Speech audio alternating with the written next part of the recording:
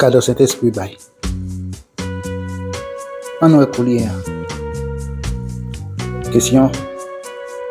Cadeau Saint-Esprit bay la. Frèm yo. Mwen ta vle nou konnen sa ki vle sou question cadeau sa.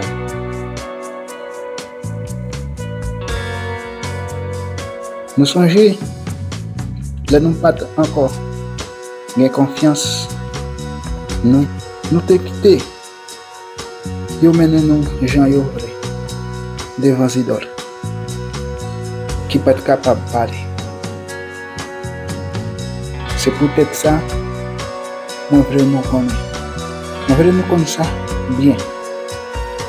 Se Saint-Esprit bon Dieu ap dirije la vie au moun, il pa jam ka di madichon pou Jésus.